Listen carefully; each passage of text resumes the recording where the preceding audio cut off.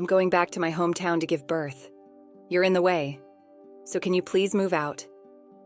One day after coming back from work, I found my sister, who was supposed to have moved out after getting married years ago, in my room. She was ostentatiously stroking her swollen belly. But even seeing her like this, I couldn't say anything, staring blankly around the room. I was stunned, and my sister let out a vulgar laugh. "Having an old maid like you around is just nuance," she said. "I threw away everything in the room to make it easier for you to leave, so you should be thankful." Everything was as usual in my room when I left for work in the morning, but now it's empty. Not even the bed, table, rug, or curtains were left. Literally nothing was there. The only thing there was my sister, standing defiantly in the middle of the room. "Your phone and wallet are in your bag, right? So you won't die of exposure and you shouldn't be mooching off our parents anymore. It's about time you started living on your own, all right?" I didn't think about taking my things back or kicking my sister out. I just wanted to leave because I didn't want to see her face anymore. As I turned my back, I could hear my sister laughing uncontrollably. "You can't say anything even now, aren't you too weak?" I ignored her obvious mockery and continued down the hallway. My father was on the phone in the living room, and my mother was probably preparing dinner. My father's cheerful voice and my mother's humming filled the background as I passed through the front door, breathing in the night air. I readjusted my bag on my shoulder and headed towards the Hotel Rich downtown area. On the way, it suddenly hit me. Come to think of it, who's going to pay for the house's mortgage from now on? Well, whatever. I'm Mani, a 27-year-old office worker. While working as an office worker, I also have a side job. I live a steady life as an office worker, but I do what I love in my side job. I dabble in video editing, web writing, and running a blog, among other things. At 27, one is often considered to be at the age to think about marriage in society, but I'm not very interested in love or marriage. It's partly because I enjoy my work, but also because my sister was treated like a princess at home, and I felt ostracized by my family. So I don't have the desire to build a happy family. I have always lived at home with my parents. I share household chores with my mother, though I mostly do them myself. My mom comes home from her part-time job feeling wiped out, and seeing her like that makes me think I, being younger, should take care of the household chores. Ever since I started working, I've been contributing double the amount to our household expenses compared to a friend of mine who lives alone in New York. I'm more of an indoor person who likes studying and didn't go out much even during my student days, so I don't have many desires for material things. Aside from saving, I didn't have much use for the money I earned. Even after becoming a working adult, I didn't go out much, so I contributed more to the household expenses, thinking it would ease my parents' burden a bit.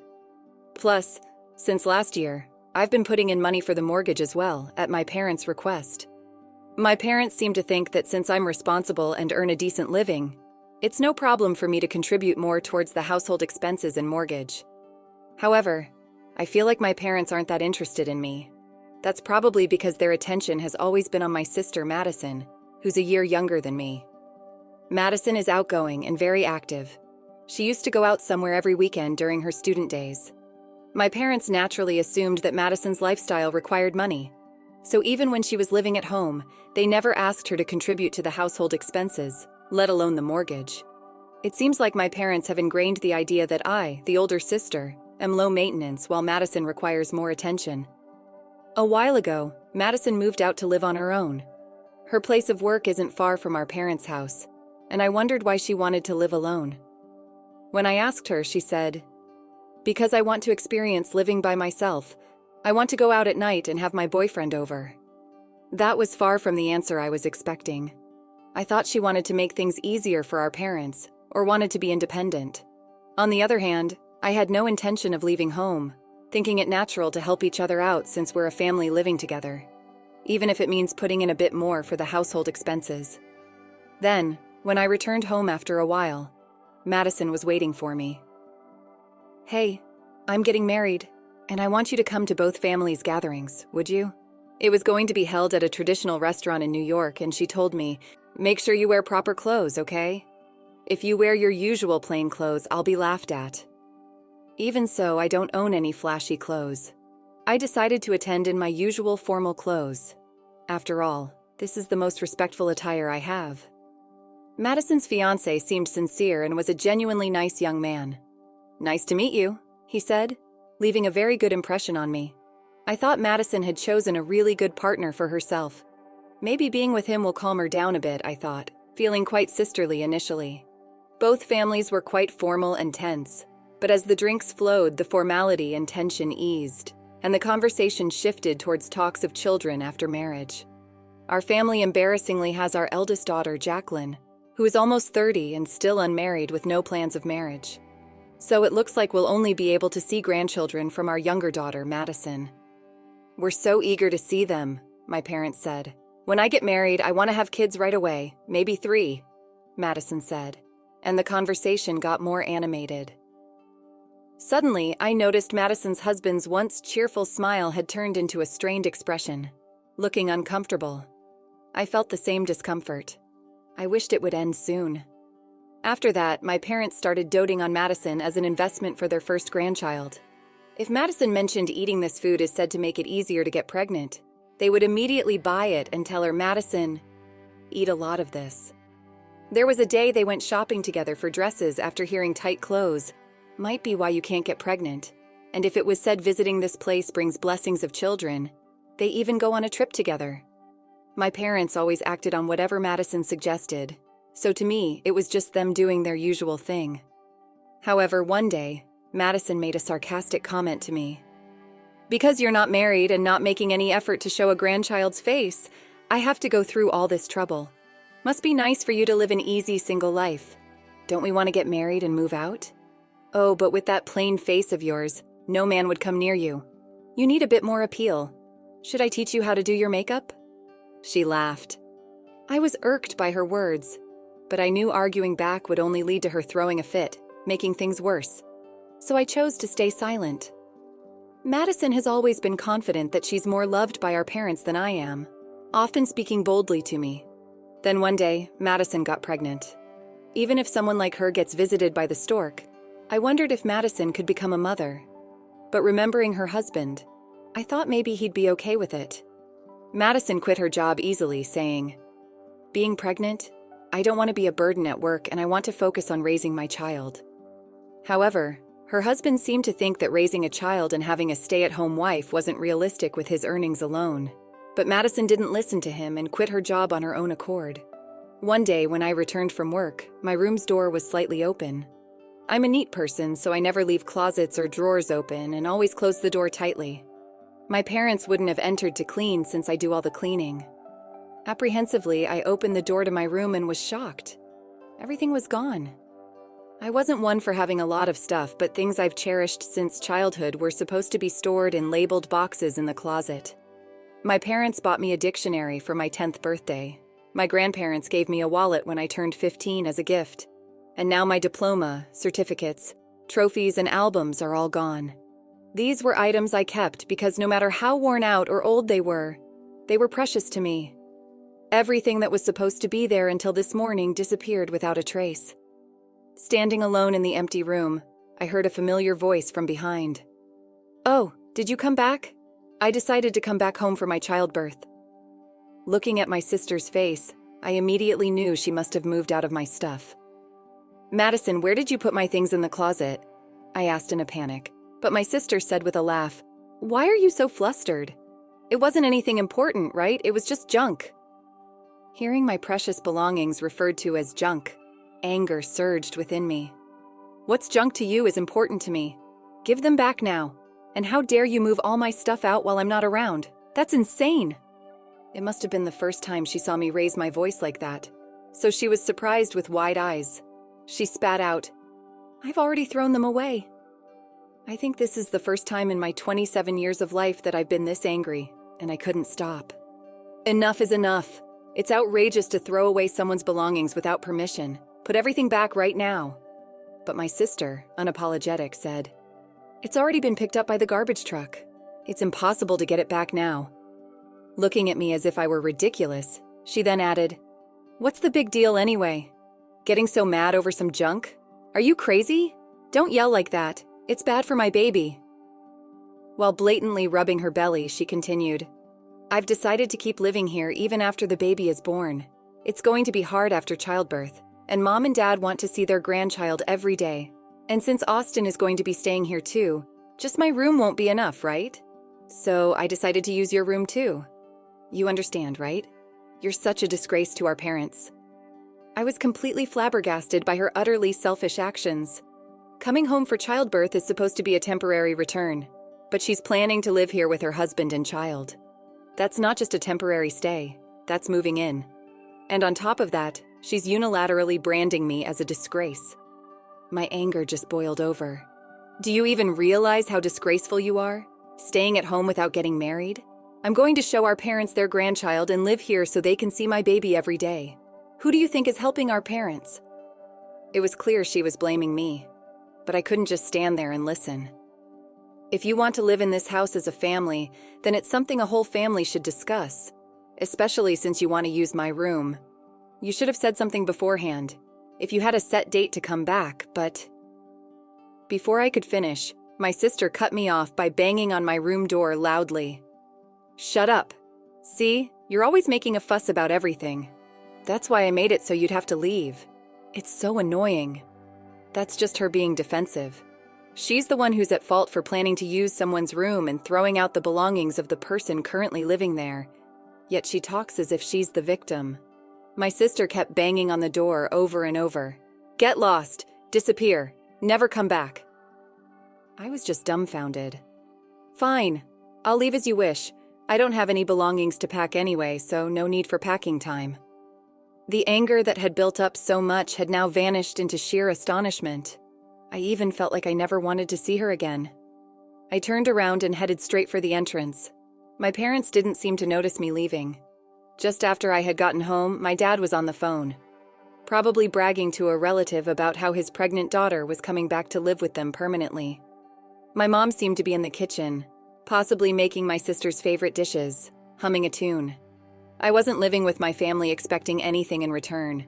Even as children, I understood the difference in how my sister and I were treated because she had a charm about her and knew how to sweet-talk our parents. But even as an adult, taking care of most things at home, this is how I'm treated, despite allocating most of my salary to household expenses and the mortgage to make our lives easier. And they welcome my sister, who hasn't contributed a dime, with open arms. The negative aspects of my parents, which I had tried to ignore along with my sister's actions, morphed into disdain. Hey, pause for a moment.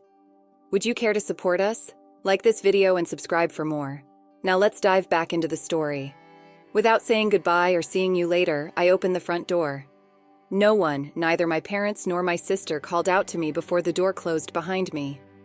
A week later, at the end of the month, was payday. Normally, it would be the day I transferred living expenses and mortgage payments into my dad's account, but I didn't make any deposits. I had no obligation to pay the mortgage for a house I no longer lived in.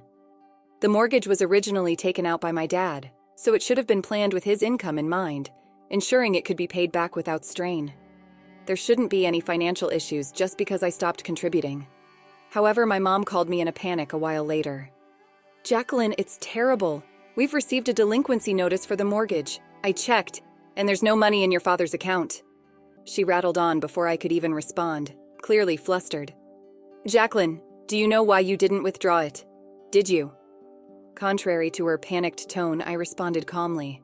All I did was stop making deposits. I didn't withdraw anything. If you're talking about a missed mortgage payment, then it means the automatic withdrawal didn't go through, right? Did you make sure there was enough balance on the withdrawal date? You didn't make a deposit. Why?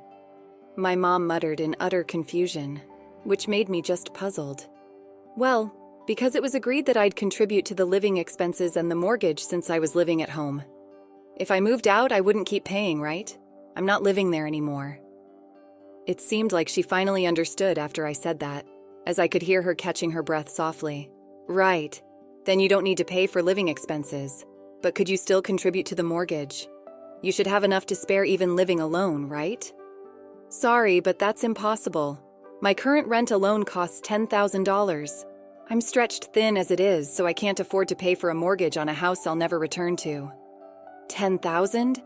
You're just an employee, right? How could you afford such a place? My mom's voice was filled with shock, and I sighed. It's the same amount I used to give home every month, remember? Asking me now, it's clear you weren't interested in me. In that case, I can't discuss money matters with you anymore right now. It seems like you only see me as a wallet. I could hear my mom whimpering on the other end of the line. Her repeated no was more feeble than I'd ever heard. I didn't feel sorry for her. It's been a month since I quietly left home, yet there's no concern for my well-being, only money. It's painfully clear they're interested only in my money, not me. That's why I never mentioned that besides my main job, I also do a wide range of side jobs online, making my total income far surpass my father's monthly salary. I had been contributing $10,000 a month, partly as savings to the mortgage that still has 15 years left. But my mom thought that was my father's income, given his age and years of service. It's perhaps understandable she thought so, but didn't she ever notice the exact amount being deposited every month? Even a glance at my dad's payslip would show otherwise. Ultimately, she didn't care where the money came from. That's probably why she didn't notice when the monthly income dropped by more than half. Only when the mortgage withdrawals failed due to insufficient funds, leading to a collection notice by mail, did she finally realize. Realizing only after it's gone, in a way that's very much like her, and I couldn't help but give a thin smile. Lately, caught up in first grandchild fever, it seems they've been splurging on expensive items like a baby crib, stroller, designer baby clothes, and maternity photos, all because my sister asked for them. But if Jacqueline doesn't make a deposit, we won't be able to make ends meet from now on. Could you send some money as remittance? I already told you that's impossible. Why not ask Madison, who's going to live with you, to contribute some to the living expenses? If that's not enough, maybe Mom could work more hours. My words were met with a shriek from my mom. Madison just gave birth. How can I increase my hours when she needs help with the baby? It'd be too much. Are you suggesting Madison should work too? How can you say something so awful? I didn't mean it like that. If Madison and her husband are going to live with you, it makes sense for them to contribute to the living expenses. Didn't I do the same? Plus, Austin is still working, right? Are you planning to live together without him contributing anything? I tried to respond as calmly as possible to avoid agitating her further, followed by silence. It might be okay if it's just for the homecoming period, but Madison said she's going to live there from now on, and Dad seems to think the same. If that's the case, it would be better for everyone living together to discuss how to handle finances and contributions. I've already moved out, so I won't be part of that conversation, I said, waiting for a response, but there was none. Well, I'm going to hang up now. I don't plan to contact you or Dad or Madison anymore, so I'll block all of you once we hang up. You can delete my contact information too. Bye. I ended the call on my smartphone. The last thing I heard was my mom, stunned. What? Before she could call again, I quickly set my phone to block all three of them. After completing the setting, I took a deep breath and walked over to the window of my living room from my apartment on the 25th floor. I had to look down to see people outside. After leaving home, I moved into what you call a high-rise luxury apartment. My side income had exploded, allowing me to save up to $20,000 a month even after sending $10,000 home. Remembering how my mom would spend any money she had, I'm glad I never suggested paying off the mortgage in a lump sum. After all, my parents wanted me out. Madison couldn't have moved my bed and table by herself when she was nearly due. Someone helped her. While I'd like to think Austin wouldn't clear out a room of its lived-in items, if such a large-scale move had happened, both my parents would have noticed. They were home all day when I was the only one out working, yet they said nothing when I got back and ignored me as I left. Whether they were manipulated by Madison or not, it's clear my parents were complicit in driving me out. Realizing my parents and sister were all the same made me give up everything and decide to leave home at that moment. If I had paid off the mortgage in full, the three of them would be living comfortably in a spacious house. I couldn't stand the thought of that anymore. I silently picked up the phone and called the security desk on the first floor. It seemed they were already handling it, because even as I was on the phone, I could see through the monitor that my sister was being dragged away. I confirmed that the person being removed was my sister and asked them not to let her through under any circumstances, apologizing repeatedly while holding the phone. In the end, Madison never pressed my apartment's intercom again. The security personnel must have handled it appropriately. Later, I heard from neighbors back home that the family house was put up for sale. Madison and Austin continued to clash, heading towards a lawsuit without giving an inch to each other. But as Madison was clearly in the wrong, hearing that legal fees might be included in the compensation, she finally gave up. In the end, Madison had to pay Austin the amount of alimony he requested. It seems she submitted DNA test results to the court showing no biological relation to the child, which relieved her of any child support obligations. Madison had no savings at all, and the responsibility for the alimony payment fell on my parents. However, due to falling behind on mortgage payments, the bank foreclosed on the house. With no way to cover the mortgage due to reckless spending and taking on alimony, my parents sold the house and used the money to pay off the housing loan. As a result, the family home was sold, and the four of them moved into a cheaper place nearby. Even though my dad's income should have been enough to live on, the sudden drop in their standard of living caused stress to accumulate constantly, souring the atmosphere. Plus, they couldn't forget the lifestyle they had when I was contributing, so my dad's salary was almost gone within a few days of the deposit. Eventually, my mom continued her part-time work, and Madison somehow managed to find a new job. Despite using daycare, she's overwhelmed with housework, childcare, and work, less than a year after giving birth, leaving her spirit in tatters. The only consolation is that Madison's child is growing up healthy. However, I can't see them raising the child without worries. So meddling as I may be, I had a neighbor give them some flyers for childcare support. On my end, my dedication at work since I was a new graduate has been recognized, and I was promoted. I'm now leading a group on a new project. My side businesses are also doing well, with a gradual increase in income. One of my side gigs as a web writer took off when a series of articles I wrote was published as a book. The content covering topics not widely available online became popular and even made it to the bestseller list. This success positively impacted my other side jobs, creating a virtuous cycle, challenging new things, feeling just the right amount of tiredness, and returning to my comfortable home every day. I am truly happy. Let's conclude the story shortly. Mani's decision to leave her family home was a turning point in her life.